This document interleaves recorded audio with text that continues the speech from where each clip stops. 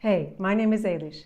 If you would like to see more birth stories, visit our YouTube channel, Journey of Parenting Portugal. So my husband and I arrived in Portugal about 7 months before I got pregnant. It was never really my plan to get pregnant beforehand, but something about living in Portugal just made me really change my mind. I honestly couldn't tell you what it was, but within about a month of living here, I decided I wanted a baby. So we decided to try for a baby, but to get a bit settled in first before we started trying. And yeah, it was kind of silly because I looked it up and I saw it took on average 4 months to have a baby. So I thought, right, I'll plan 4 months worth of stuff and then in 4 months I'll be pregnant. But we got pregnant straight away. So my first thought was I need to cancel the next 4 months because I wasn't ready to be pregnant yet. Yeah, I did the test 6 days before my missed period. So literally the first possible day you can find out you're pregnant. I woke up at the crack of dawn and did a test and it said I was pregnant and I was really excited, but didn't want to wake up my husband yet. So I just went for a nice walk around the city, waiting for him to wake up, just taking it in, really excited to bring a baby into this beautiful world. And then told him and he was really excited. And then, we kind of realized that we didn't really know what to do next. Obviously, neither of us had ever had a baby in any country, let alone in Portugal. I'd never even got sick or anything in Portugal, so I didn't even know how to book a doctor's appointment. So we asked our neighbor he asked if we wanted to do private or public. We had private health insurance, so we said, we might as well use that. So he said, your best bet is to go to the hospital because a lot of GPs operate from the hospital. So I went to the hospital to kind of see what the next steps were. And the GP, she just kind of freaked out a little bit when I told her I was pregnant. She asked, have I done this test and this and this and this? And I said, no, I found out like 3 hours ago that I'm pregnant. So obviously not. And then she kind of made me feel guilty that I'm pregnant and I haven't done this test and this test and this test. So she rushed me into emergency, the gynae emergency department to get all these tests done at 4 weeks pregnant. Ultrasounds, a crazy amount of things that I was like, can you even test for this this early on? No one ever actually even checked that I was pregnant. They just went straight in with ultrasounds and then kind of got a bit weird because they couldn't see a heartbeat, which, I just quickly Googled, you can't usually before about 8 weeks or something anyway. So I should have just left, but in the moment when people were telling you there could be a big problem, you're kind of a bit nervous. So I was in hospital all day getting all these unnecessary tests, and it was probably about 11 p.m. by the time I left. And pretty much as soon as I left the hospital, I was like, none of that was right. So clearly I'm going to need a bit more guidance about how to do things here. So I didn't want to tell anyone yet that I was pregnant, because obviously I was very early on. But my husband, he had a friend who recently had a baby in Portugal, who also wasn't from Portugal. So would have, I guess, had a similar thing 10 months prior. Yeah. And I hadn't met this person, so I was happy for Seb to tell them.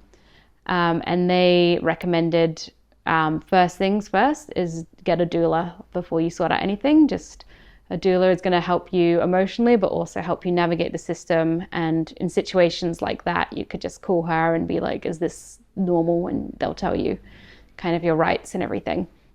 And they recommended the one they used. Her name's Sarah Duvali. And yeah, she was amazing. They really strongly recommended her. And I called her straight away. And I just noticed immediately that she just had this really calming nature about her and really soothing. And I went from being quite emotional to okay, it's going to be okay. We'll sort this. So yeah, we had a chat and she kind of told me that she does this sort of package where she's there to kind of help you all through the prenatal stage. You do a few sessions where she teaches you some things, some birth prep, and then she's there for the entire birth and then helps you a little bit after, whatever you need help with postpartum. So I was like, yes, that's exactly what I need. You're hired. And it was all it was all uphill from there. She said, your first step is to find a doctor if you want to do this privately. And that was a bit of a shock for me as well, because I thought, I'm not sick, I don't need a doctor, I need a midwife. Because in all the countries I've lived, that's what you would usually have unless there was some sort of medical reason that you needed a doctor.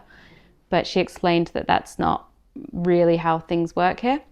But she had a chat with me about how I want to do this, and then she recommended a couple of doctors, but literally just a small handful of doctors in Lisbon that would kind of align with that. So I contacted all of them, and it was their wait list was over a year, which obviously is no good when you're only pregnant for 9 months. But she managed to convince one of the doctors to kind of take me on, and he was really good and very respectful of I don't want any sort of medical intervention unless I need medical intervention.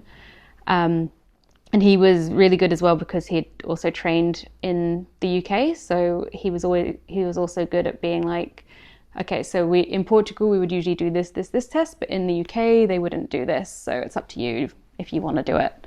And really kind of always made my options very clear, which was really, really good. So once the doctor was sorted, the next step was to kind of decide on the sort of birth I wanted. Obviously you have like a lot of time to plan with 9 months, but it's good to be prepared so you can get everything ready. I'd always imagined if I gave birth, it would be in a birth center, in a birthing pool.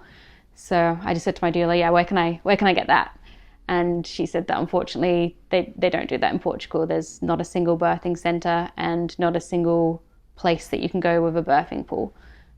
So the only way you can do it is if you have your baby at home and kind of sort out everything, the birthing pool, the staff yourself, which no insurance company will cover. So you have to kind of pay off the bat for that, and that's usually about 3,000 euros all up, give or take.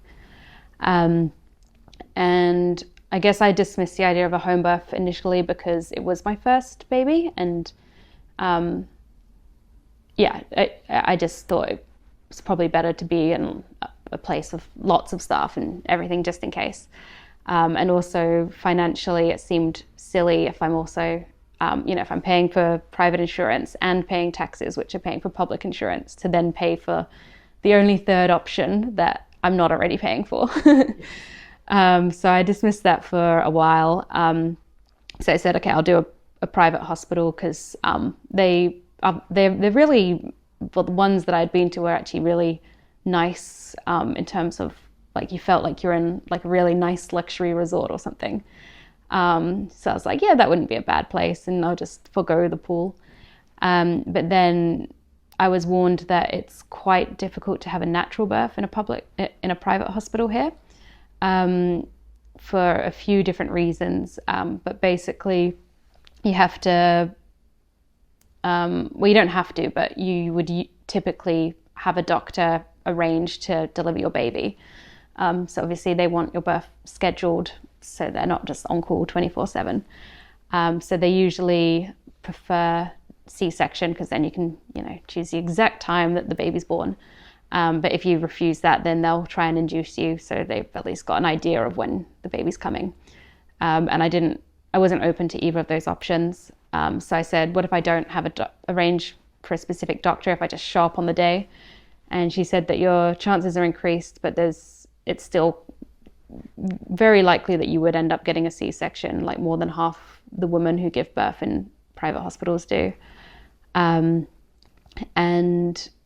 there's other things, like a lot of them won't let you move around while you're laboring and stuff, so you have to labor on your back, which is more likely to lead to interventions. And there's also huge financial incentives for them to push for a C-section, because they can charge you and your insurance company more. So yeah, I decided against the private for that reason. So I was like, all right, public it is. So I was set on public for a while, and she had told me the best options for if I want a natural midwife-led birth. There's none in Lisbon, but there were two, one south of Lisbon and one west of Lisbon, both about maybe a 30-40 minute drive from me, which was probably further than I would have wanted, but like worth it in my opinion. So yeah, I was happy with that plan, and I was like, I am kind of compromising a lot on what I want, but like you do the best of what you have. And then kind of as time went by, I would speak to people about their birth stories in various hospitals, and there was a lot of things that they were fine with, but if that happened to me, I probably wouldn't have been fine with it.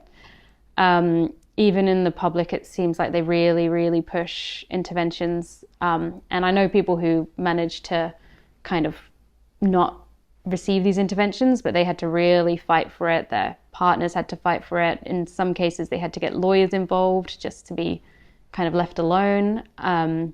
But the general kind of gist of what I was hearing from other people was that everything was, fine. There was nothing wrong with me. And then the doctors decided that they wanted to do this, and that led to this, and then we had this problem.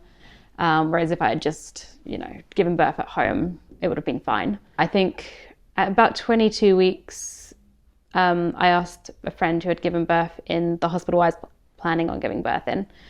And she said, do you want me to be completely honest with my experience, or do you want me to leave out the bad bits? And I was like, no, I want to know what I'm in for. And after she had kind of given me a detailed rundown of how everything went, and how many of her rights she felt were taken away from her, and how much she had to really fight just to have like a vaginal birth, even though there was nothing wrong with her, I just thought, okay, I can't do this. I need to look into having a home birth. So it wasn't, I guess it was for kind of negative reasons that I chose to have a home birth. But I felt like it was that or go to another country and have a baby. So I was 22 weeks on, is probably, well, a few people were saying you might struggle to find a midwife this late on. I found a list of registered midwives who do home births in Portugal, and the list is about maybe 15, 20 names long in the whole country, and they partner up, and usually they block off a bit of time either side, so there's presumably like 10 a month in the whole country or something. So I was like, oh, well, we'll see how we go. And I texted every single midwife in the country who does home births, and luckily 2 still had a slot available around my due date, which was early January. So I interviewed, well, we had I guess it was an interview with them. I guess both sides are interviewing the other one because I want to know that they're going to be right for my birth, and they want to know that there's not like any huge risks. So for example, I live in an apartment. They wanted to know if it's got an elevator or if I live below the 3rd floor, if there's road access outside my house, how far I am from the nearest hospital, things like that, and if I'm low risk, and lots of questions, but they were both fine with it. And then I ended up choosing the ones that I chose for a couple reasons. I guess the main one was that they were like 10 minutes away from where I lived, whereas the other was about an hour. So I thought that could make a big difference. And they just had a really kind of calming atmosphere about them, and they had lots of experience. And they also worked out about 700 euros cheaper. So when you're about to have a baby, that's huge. And yeah, so once that was kind of organized and I'd locked that in and paid a deposit, I'd just immediately felt so much better. And then I was, excited for the birth again and starting to look into birthing videos and how I wanted to do everything. And I just felt like I had regained a lot of control, and I could do things exactly how I wanted now, which was really exciting. Yeah, but I guess I still had a bit of stress in the back of my mind in that anything could happen between 22 weeks and when the baby's born that would mean that I would have to go to hospital, which now the stakes are even higher, because not only would I have to go to hospital, but I would have also lost like €1,000 or more depending on how late on this progressed. So I also had that kind of financial thing to worry about as well. And I'm not one to just kind of waste money. Like my wedding day was less than the €3,000 I was spending on this. So like I was a bit stressed about that, especially when you're just about to have a baby. But yeah, it was worth every penny, definitely.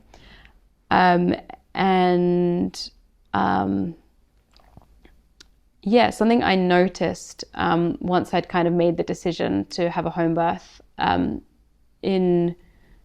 is how frowned upon it is in Portugal. Maybe it's the same in other cultures too. I've not been pregnant in another culture, but I know it is a lot more normalized in Australia and the UK. But people would literally gasp when I told them and tell me that, we'll be lucky if we survive, and lots of really crazy, non-evidence-based stuff. And they'd also kind of question why I wouldn't want to go to hospital, and I'd explain the reasons, and that I just didn't want to do public for a few reasons. So one of the reasons as well I didn't want to do public is they do kind of separate you from your partner a lot more than I wouldn't want to be separated at all.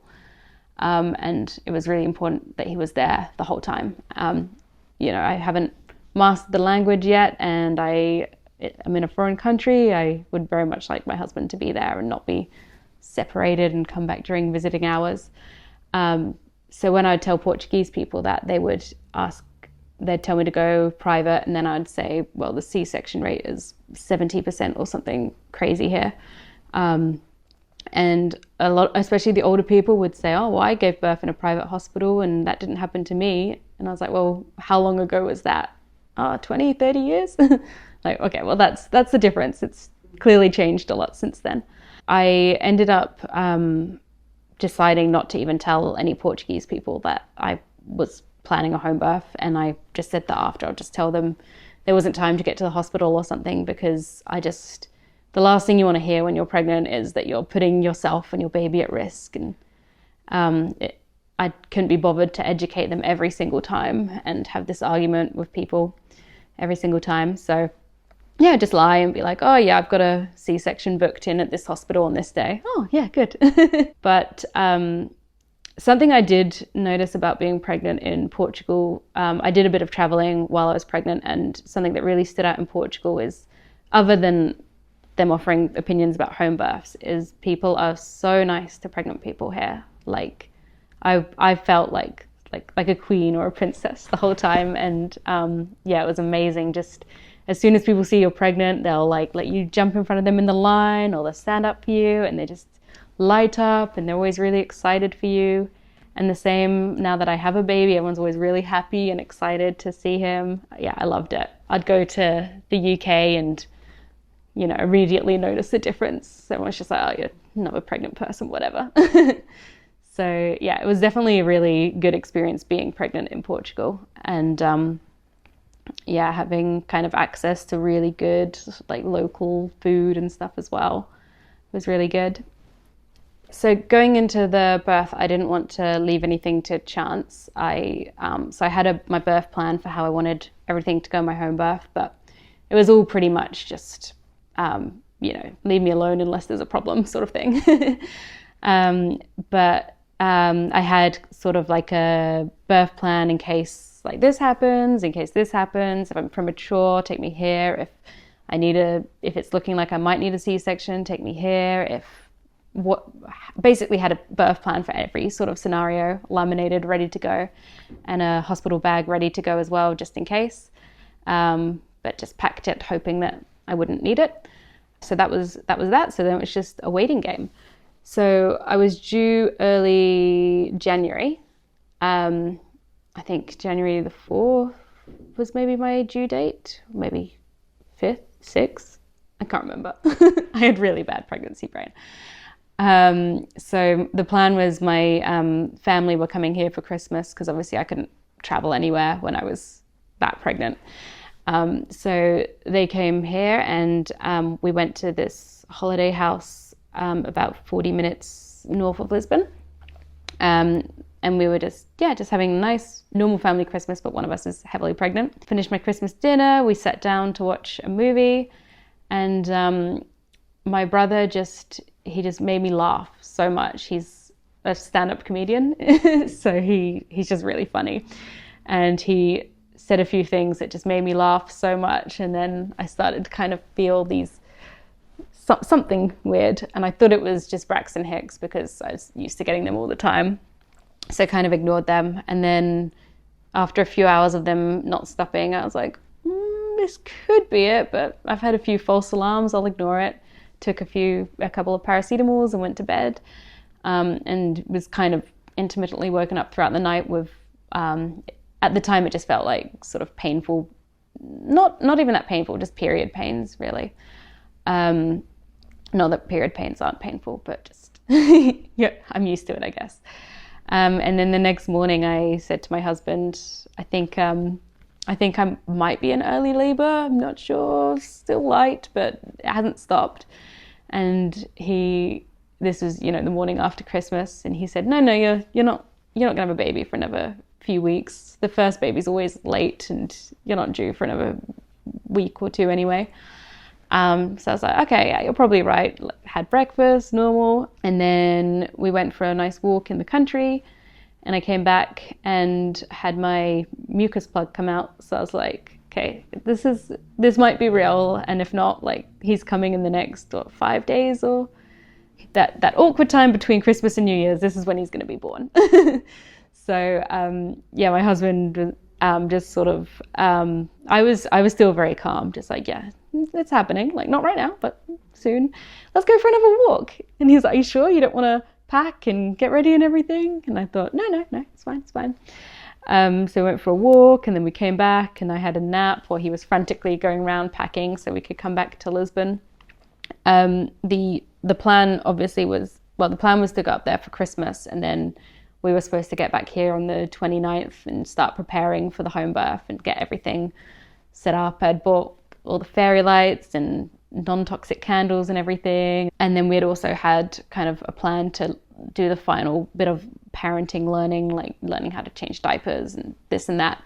So he was kind of rushing around trying to get everything ready. So yeah, we came back, and that car journey, just that 40 minutes that early on in labor was, I was very happy that was going to be the last time I was in a car until the baby came, because that alone was uncomfortable enough. I can't imagine doing that when you're at the height of things.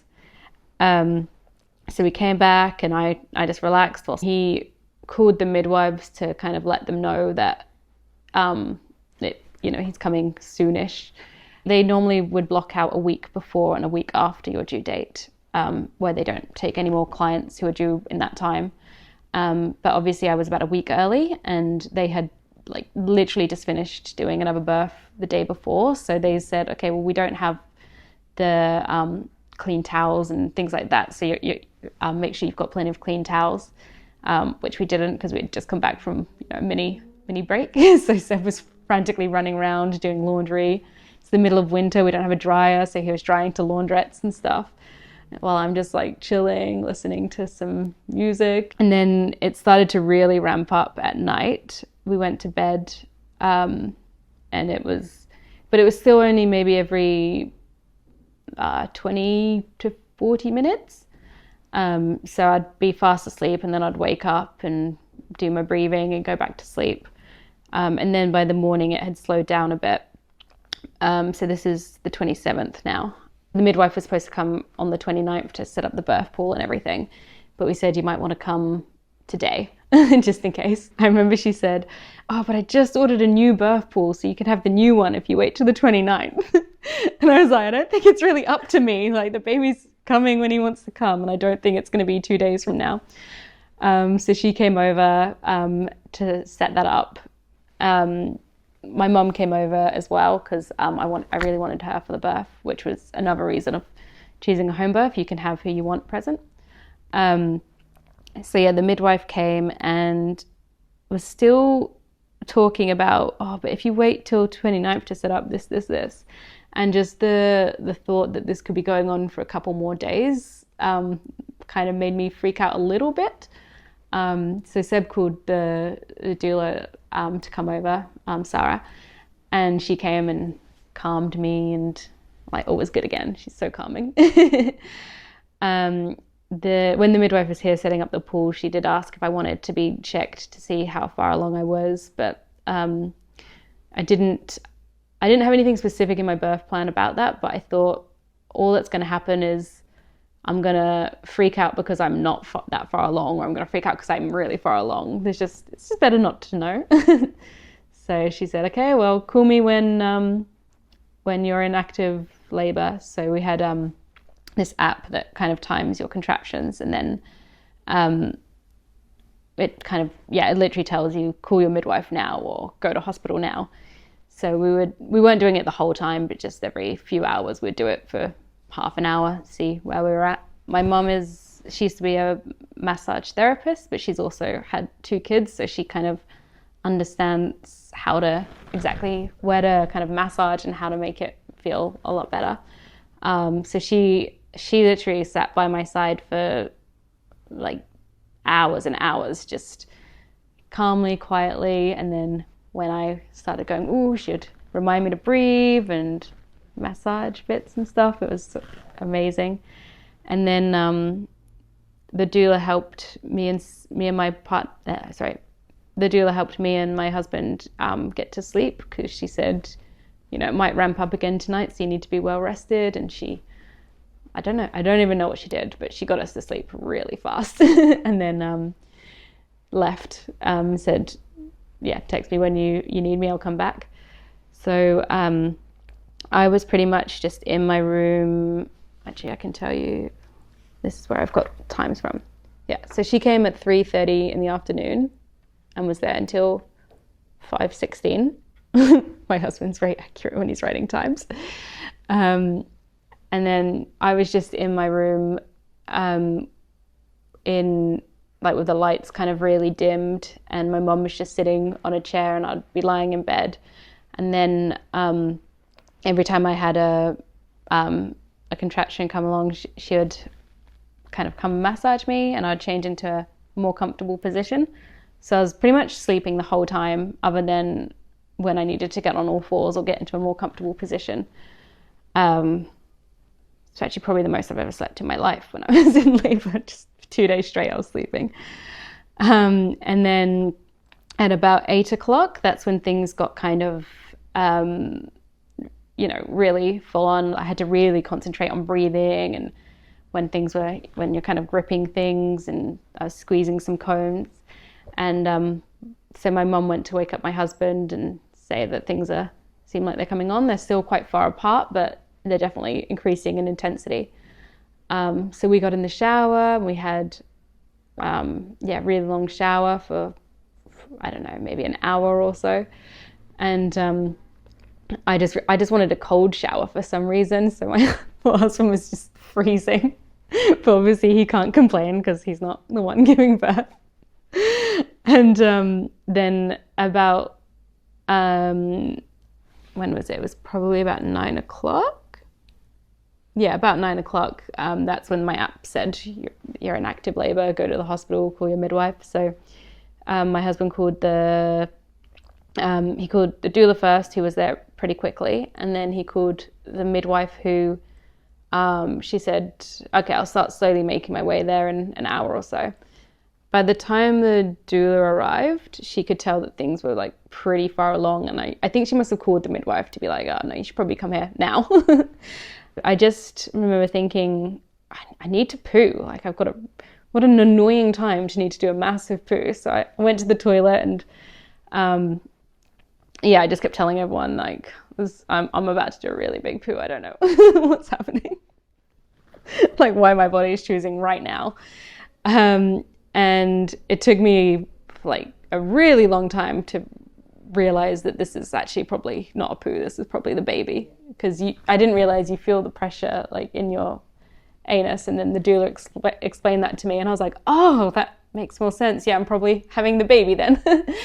And so by the time the midwife showed up, I was on the toilet. I think my doula was there kind of coaching me through whatever was going on. My mum was, I think she was there as well, my husband, and my water was breaking, and I was throwing up as well, I remember. So I think, yeah, definitely transitioning. And I hadn't gone in the birth pool yet because it hadn't filled up yet, and the midwife had said that she had wanted to check me before I go in. But it took her about 2 hours in the end to get there. So, and we were joking about it a few days later, me and my husband, saying, I've never seen anyone read a room worse in my life. Like, we're all gathered around. I'm like, ah! And she kind of walks in and she's like, okay, so essential oils, what are we thinking? We want sage, we want lavender.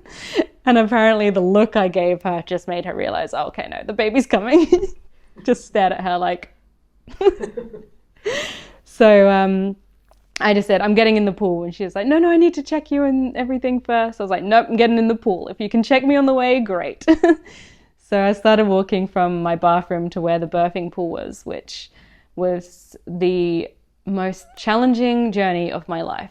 It honestly felt like suddenly my living room was 20 miles away up a steep hill. And I remember getting on all fours and in the hallway and just being like, you know what, this is fine. I'm just going to do it here. This is perfect. This is what I want.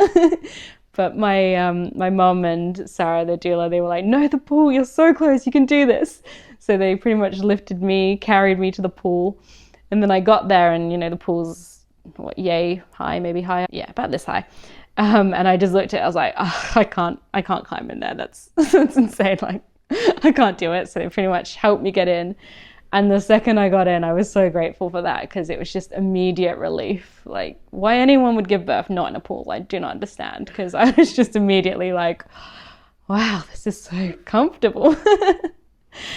So yeah, I was in the pool. It was nice. The water, it was still kind of filling up because, our midwife had said it takes about half an hour to set up and fill up, but my husband's very mechanically minded, and he was like, I wouldn't see how that's possible. We'll sort it all out earlier. So it was still filling up, but it was still nice nonetheless. And I looked at my husband and said, can you come in with me? And he was like, oh, I just dried off. I don't really feel like getting wet. And Sarah just said, she wasn't asking you. So he went, oh, sorry. And he went and quickly got changed and came in. And the plan was to have him actually catch the baby, because that's another good thing about home births. You can catch yourself, or you can have whoever do it. And but I decided I actually wanted him up on this end, hugging me and stuff and keeping my head above the water, because I was just kind of floating around by this point. I can't really describe the experience. It was I never, like, no one was ever telling me to push, but it was, yeah, my body was just doing it. And the best way I can describe it is, you know, when you're on a roller coaster and you're kind of going on the bit before the drop. So that's what it felt like leading in. And then, so it'd kind of be like, oh, and then my body would just start pushing. It'd be like, whoosh. You can just, feel your body just kind of like throwing something out of it. And it was really intense. And the noises I was making, I don't remember thinking it's painful. I remember thinking, I did not know I was capable of making these noises.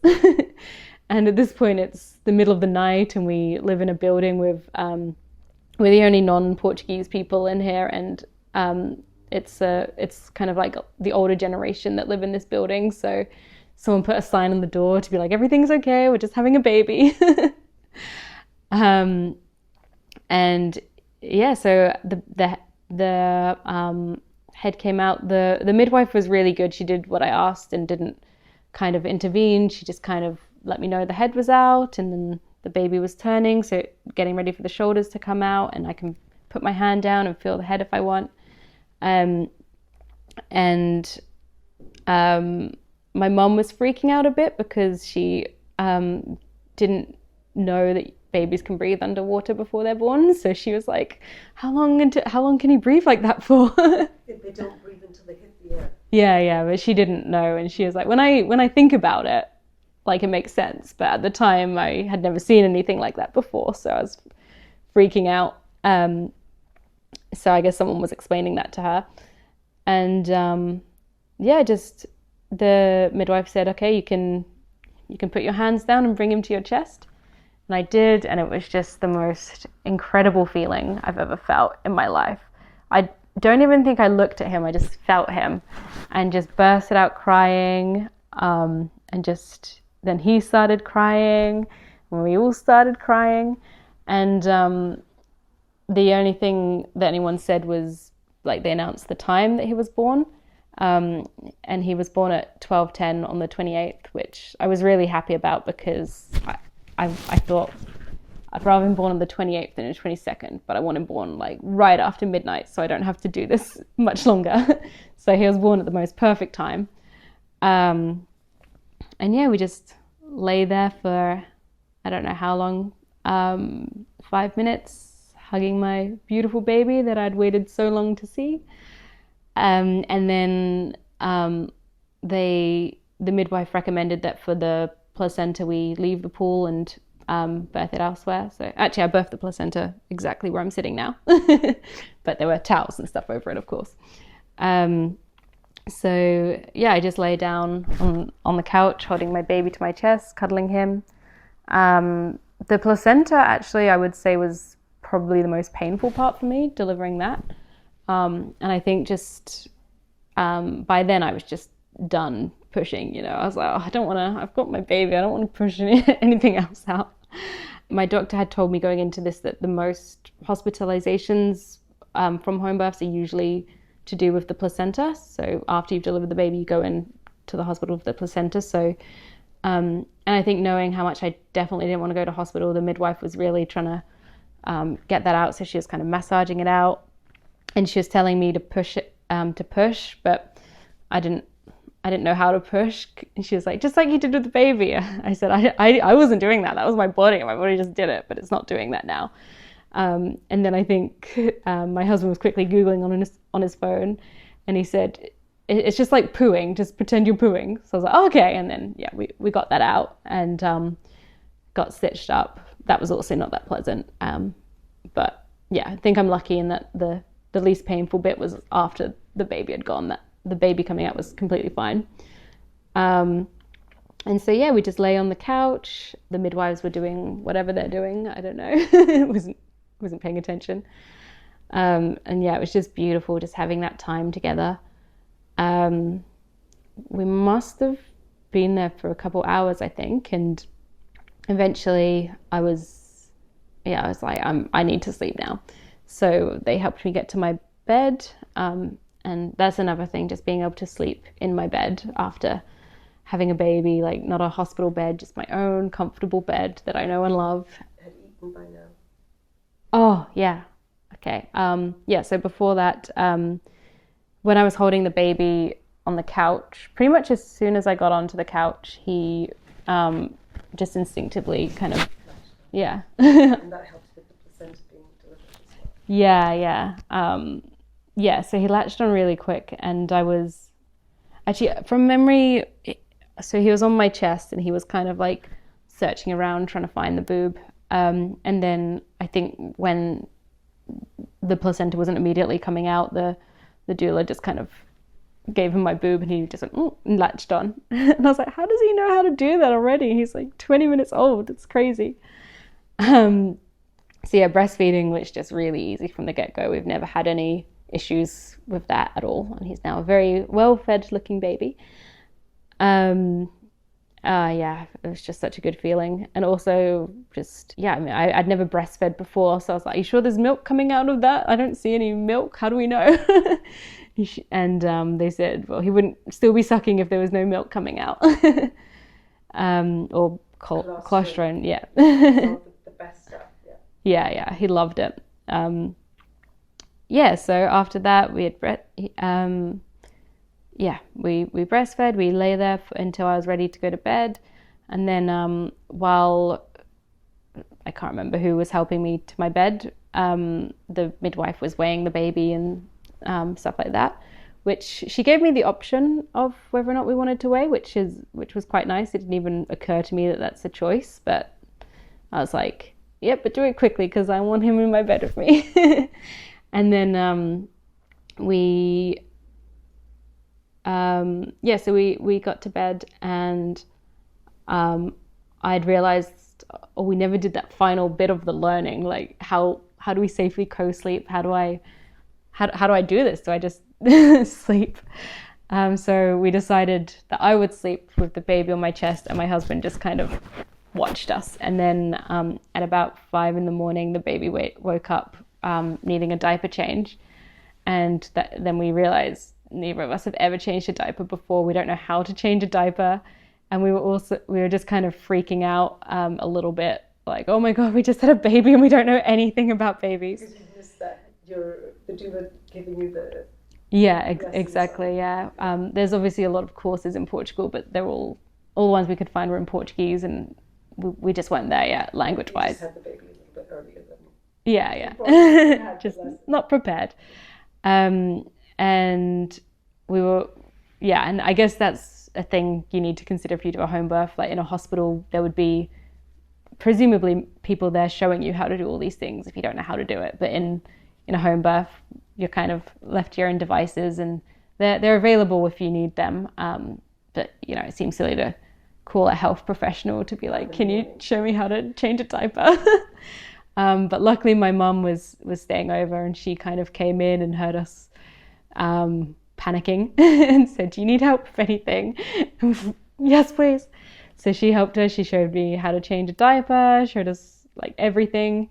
And that was just really special in itself, just being taught that from your own mum, how to look after your own child. For your mum as well. It was really special and memorable for all of us. And it was amazing, being able to I was like really hungry as well, because it's obviously the most physically demanding thing you can possibly do.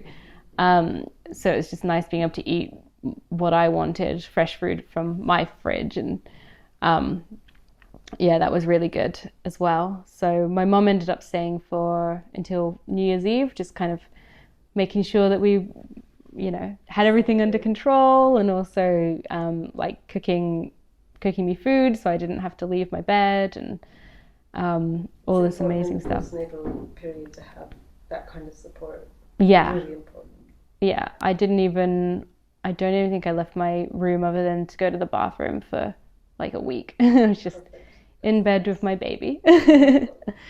So it was an amazing experience from start to finish, the birth. And they don't really have, from my knowledge, there's no kind of services where people come to your house unless you kind of privately organize it. So the midwives did come a couple of times to check up on us over the following week. I can't remember if it was once or twice. It might have only been once. And the doula came a couple of times as well to, because obviously it's a really emotional time, especially a few days after. You're just like, why can't I stop crying? So she came around a lot to help through that. And everything was pretty much as perfect as it can be. It was a really, really good experience. And looking back on it, I'm almost glad in a way that I was backed into a corner with the home birth, because as it turns out, it was definitely the best option for me by far. And I'm really happy that it worked out the way it did. Thank you so much for sharing. Please like, subscribe and share so these videos reach more women.